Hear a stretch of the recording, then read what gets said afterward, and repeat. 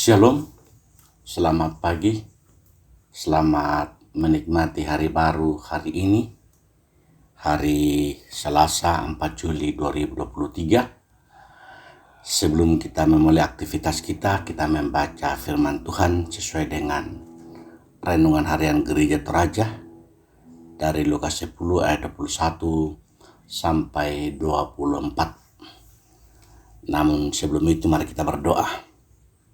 Ya Tuhan, Bapa yang Rahmani dan Rahimi, terima kasih Tuhan telah membangunkan kami. Kami akan memulai aktivitas kami hari ini. Kami akan membaca dan mendengarkan firman-Mu. Ya Roh Kudus, kuasai kami. Dengarkan doa kami Tuhan, dalam Kristus kami bermohon. Amin. Lukas pasal 10 ayat 21 sampai dengan ayatnya yang ke-24. Firman Tuhan demikian. Orang akan menyerahkan saudaranya untuk dibunuh. Demikian juga seorang ayah akan anaknya, dan anak-anak akan memberontak terhadap orang tuanya dan akan membunuh mereka. Dan kamu akan dibenci semua orang oleh karena namaku. Tetapi orang yang bertahan sampai pada kesudahannya akan selamat. Apabila mereka menganiaya kamu dalam kota yang satu, larilah ke kota yang lain. Karena aku berkata kepadamu, sesungguhnya sebelum kamu selesai mengunjungi kota-kota Israel, Anak Manusia sudah datang. Seorang murid tidak lebih daripada gurunya, atau seorang hamba daripada tuannya. Ibu bapa yang dikasihi di dalam Kristus Yesus. Tema renungan kita hari ini, apa yang membuat kita bersukacita? Apa yang membuat kita bersukacita? Seberapa seringkah kita bersyukur dalam satu hari? Seberapa seringkah kita bersyukur dalam seminggu? Seberapa seringkah kita bersyukur dalam setahun? Seberapa seringkah kita bersyukur dalam hidup kita? Apa saja yang kita syukuri? Pastinya selalu yang kita syukuri adalah keberhasilan atau kesuksesan. Apakah kita pernah mendengar ada permintaan khusus, ucapan syukur karena menderita sakit? Belum pernah. Memang yang saya pernah dapati, ketika orang sakit keras memanggil pendeta untuk berdoa, memanggil anggota masyarakat tetangga, tapi mereka mengistilahkan dengan mencari, atau dalam bahasa Toraja disebut masyru'. Artinya mereka beranggapan siapa tahu ada kesalahan, karena itu dia mau mengaku salah. Tapi yang saya mau katakan pada hari ini adalah ucapan syukur karena sembuh dari penyakit. Tidak pernah mendengar ucapan syukur karena gagal dalam pekerjaan, berpesta karena gagal dalam studi. Belum pernah. Yang ada adalah ucapan syukur karena berhasil, karena mendapat pekerjaan, karena lulus. Pada umumnya hampir semua ucapan syukur yang kita dengar selalu dengan hal yang membahagiakan atau mensukacitakan. Dalam bacaan hari ini, Yesus bergembira dalam roh, dalam ucapan syukur dan bahagia. Yesus bergembira tetapi di dalam Roh Kudus. Hari ini Yesus bersyukur bukan karena memiliki murid-murid yang bijak dan pandai bicara, tetapi karena Yesus memiliki murid-murid dari orang-orang kecil dan orang-orang yang sederhana. Di dalam kesederhanaannya mereka hanya mengandalkan Tuhan. Maka mereka berhasil dalam perutusannya. Para murid ini tidak dipilih Yesus dari antara para orang bijak dan pandai, tetapi orang-orang kecil, yakni para pelayan, para pemungut cukai, orang-orang berdosa, pokoknya yang menurut mata dunia tidak layak. Mengapa? Orang pandai kan biasanya sudah penuh dengan pemikiran-pemikiran mereka sendiri.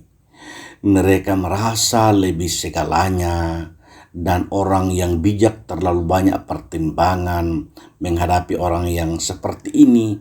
Tuhan bisa buat apa? Berbeda dengan orang kecil.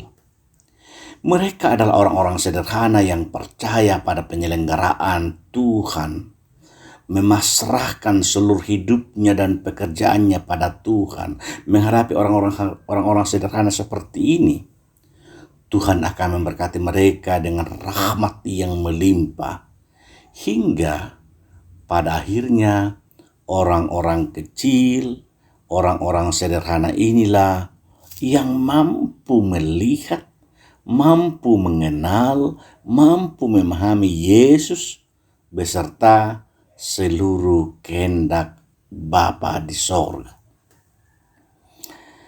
Hari ini kita mau belajar dari Yesus bagaimana Ia memberi apresiasi dan dukungan bagi orang-orang di sekitarnya. Bagaimana bersyukur bukan hanya atas kesuksesan tetapi juga pada saat kesulitan. Karena justru dalam kesulitanlah kita semakin bertumbuh dan berkembang. Hanya orang-orang yang pernah sakit yang mampu memahami apa itu kesehatan. Hanya orang-orang yang merasa sendirian dan tak sanggup yang mampu memahami apa itu kebersamaan dan pengakuan. Sehingga dari pengalaman dan perjumpaan dengan orang-orang yang kita mampu membuat litani bersyukur dengan sangat banyak. Mari kita melihat segala pengalaman pahit yang tidak menyenangkan sebagai berkat dan meneguhkan dan mendewasakan dalam kehidupan kita, agar kita semakin melihat betapa melimpahnya kasih Tuhan dalam hidup kita. Apakah kita pernah bersyukur karena kita kecewa? Dengan demikian kita mampu memberikan pengharapan pada orang-orang yang kita jumpai. Apakah kita bersyukur karena kita telah cekcok dengan pasangan kita? Dengan demikian kita semakin memahami pribadi pasangan kita. Apakah kita bersyukur karena kita dibenci? Dengan demikian kita belajar mengampuni. Apakah kita bersyukur karena kita mendapatkan penilaian yang jelek? Dengan demikian kita berusaha untuk belajar dan lebih giat lagi, dan masih banyak lagi yang mungkin pernah kita alami yang begitu menyakitkan, tetapi kita merubah itu dan kita bersyukur dan dijadikan pelajaran untuk menjadi pijakan bersyukur kepada Tuhan karena kita telah melewatinya.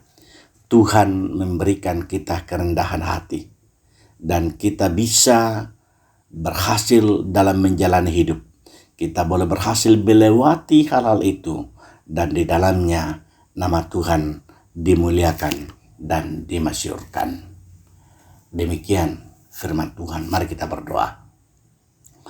Ya Tuhan, terima kasih Engkau telah menolong kami mendengarkan firman-Mu.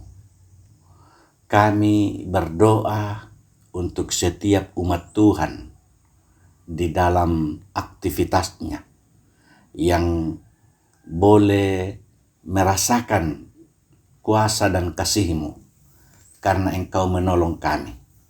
Kami akan memulai aktivitas kami hari ini.